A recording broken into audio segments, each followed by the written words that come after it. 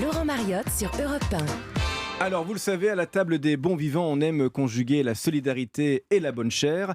On soutient nos producteurs sur les marchés, on soutient nos restaurateurs qui vendent à emporter et on soutient aussi nos libraires qui font tout pour nous livrer de précieux millefeuilles en cette période bien délicate. Alors, on vous a fait une petite sélection de livres indispensables en cuisine. Il y a des classiques, il y a des livres qui viennent de sortir. Il y a plein de choses à se mettre sous la dent en cuisine. On va commencer par vous, Ophélie, tiens. Moi, j'aime toujours à boire et à manger. C'est une BD qui est dessinée par Guillaume Long, qui est un passionné de cuisine. Alors là, je parle d'un grand classique. Ça fait des années qu'il Oui. sort des tomes. Là, on a plusieurs tomes possibles à acheter. Et ce qui est génial, c'est que tout le monde n'est pas un grand gastronome, un grand cuisinier.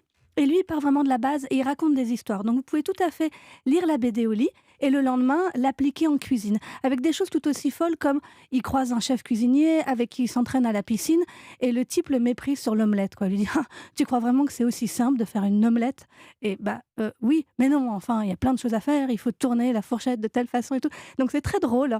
On applique ou on n'applique pas. Lui-même, il tâtonne, il rate des recettes, il en réussit d'autres et ça nous donne envie. C'est simple et je trouve que ça donne beaucoup de bonne humeur en ce Vous moment. avez raison, c'est drôle et en plus on apprend des choses effectivement sur des techniques de cuisson. Moi par exemple, Guillaume Long, avec qui j'avais fait une émission, m'a appris à faire un truc que je fais régulièrement, c'est la boîte de sardines à la cuire entière au four sous le grill. Qu'est-ce qu'il fait? Il prend une belle boîte de sardines, il l'ouvre, il enlève un petit peu l'huile qui est déjà à l'intérieur, de la sauce soja, du gingembre râpé et de l'ail et vous mettez ça sous le grill du four et pour un apéro, je vous assure que c'est génial. Et c'est Guillaume Long dans sa bande dessinée À boire et à manger. C'est ça. Très joli choix, Ophélie.